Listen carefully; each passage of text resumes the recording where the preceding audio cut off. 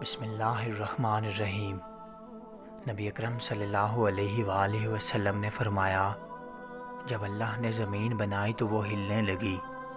چنانچہ اللہ نے پہاڑ بنائے اور ان سے کہا، اسے تھامے رکھو، تو زمین ٹھہر گئی، اس کا ہلنا اور جھکنا بند ہو گیا۔ فرشتوں کو پہاڑوں کی سختی و مضبوطی دیکھ کر بڑی حیرت ہوئی۔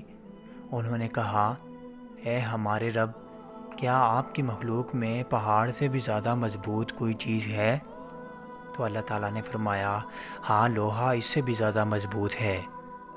انہوں نے کہا، اے ہمارے رب، کیا آپ کی مخلوق میں لوہے سے بھی زیادہ طاقتور کوئی چیز ہے؟ تو اللہ تعالیٰ نے کہا، ہاں، آگ ہے۔ انہوں نے کہا، کیا آپ کی مخلوق میں آگ سے بھی زیادہ طاقتور کوئی چیز ہے؟ تو اللہ تعالیٰ نے کہا، ہاں، پانی ہے۔ انہوں نے کہا، کیا آپ کی مخلوق میں پانی سے بھی زیادہ طاقتور کوئی چیز ہے؟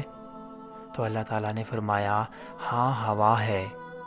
انہوں نے عرض کیا، اے ہمارے رب، کیا آپ کی مخلوق میں ہوا سے بھی زیادہ طاقتور کوئی مخلوق ہے؟ تو اللہ تعالیٰ نے فرمایا، ہاں، ابن آدم ہے، جو اپنے دائیں ہاتھ سے اس طرح صدقہ دیتا ہے کہ اس کے بائیں ہاتھ کو خبر نہیں ہونے پاتی۔ رسول اللہ صلی اللہ علیہ وآلہ وسلم نے فرمایا، قیامت کے دن 7 قسم کے لوگوں کو اللہ تعالیٰ عرش کا سایہ نصیب فرمائے گا، اور ان 7 اشخاص میں ایک وہ شخص بھی ہوگا جو چھپا کر صدقہ دے یہاں تک کہ بائیں ہاتھ کو پتہ نہ چلے کہ دائیں ہاتھ نے کیا خرچ کیا۔